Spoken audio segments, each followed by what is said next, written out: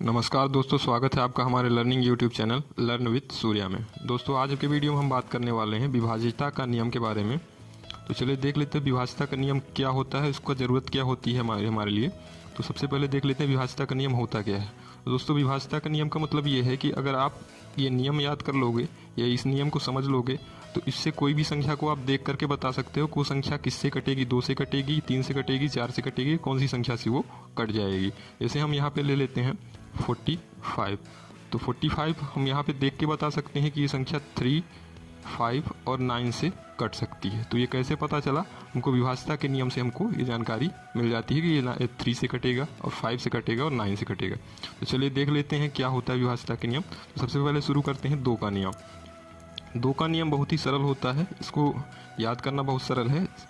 तो 2 का नियम ये होता है कि अगर किसी संख्या के इकाई में यानी वंस प्लेस पे 0, 2, 4, 6 और 8 होगा तो वो संख्या 2 से पूरी तरह विभाजित हो जाएगी। ध्यान ये रखना है, बस इतनी संख्याएं ध्यान रखना है, 0, 2, 4, 6 और 8। तो चलिए देख लेते हैं एक एग्जाम्पल। जैसे हम यहाँ पे ले लेते हैं 422। तो हमको ये ध्यान में देखना है कि यहाँ पे इकाई में कौन सी संख्या है। तो इकाई में इस संख्या में देखेंगे तो यहाँ पे 2 है, तो ये संख्या 2 से विभाजित हो जाएगी। ऐसी एक और संख्या ले लेते हैं। जैसे हम लेते हैं यहाँ पे 548।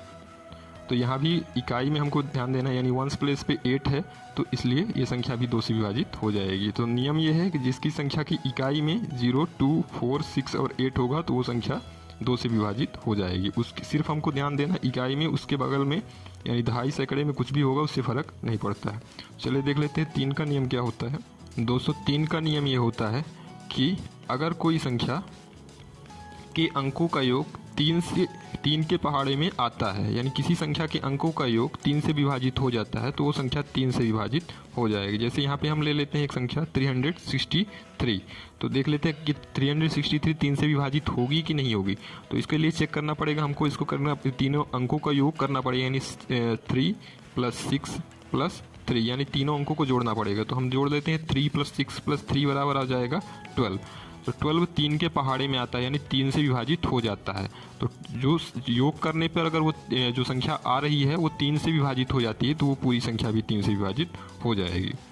और एक और संख्या देख लेते हैं। चलिए हम यहाँ पे ले लेते हैं 123। तो देखना है ये 123 3 से विभाजित होगा कि नहीं होगा।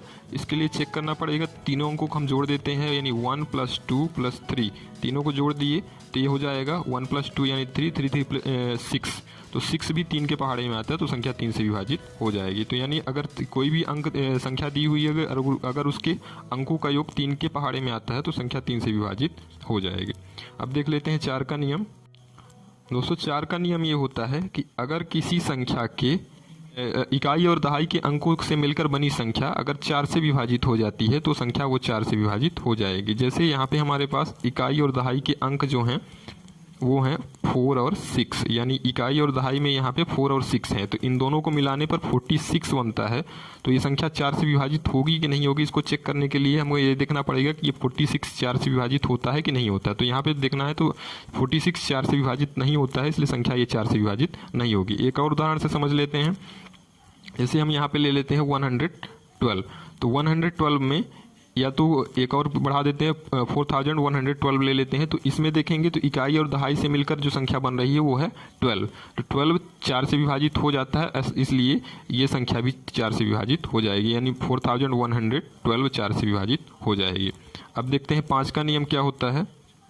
दोस्तों 5 का नियम ये होता है कि किसी भी संख्या के इकाई में अगर 0 और 5 है तो वो संख्या 5 से विभाजित हो जाएगी। इकाई में 0 और 5 होना चाहिए। तो चलिए देख लेते हैं कोई संख्या, एक एग्जांपल ले लेते हैं। जैसे हम यहाँ पे ले लेते हैं 450। अब इसके इकाई में यानी वंस प्लेस पे 0 है, इसलिए ये संख्या जो है वो 5 से विभाजित हो जाएगी। एक और संख्या ले लेते हैं 4245। तो ये भी संख्या पाँच से विभाजित हो जाएगी, क्योंकि इसकी इकाई में क्या है 5 है। तो ऐसी सारी संख्या जिनकी इकाई में 0 अथवा 5 होता है तो वो संख्या 5 से विभाजित हो जाएगी। तो उम्मीद है ये वीडियो आपको समझ में आ गया होगा, यानी 2, 3, 4 और 5 का नियम आपको समझ में आया होगा। इसके आगे का यानी 6, 7, 8 और 9, 10 का जो नियम होता है उसके अगले वाले वीडियो में बताएंगे। तो वीडियो अगर आपको अच्छा लगा है तो वीडियो को लाइक कीजिएगा और चैनल को सब्सक्राइब कीजिए।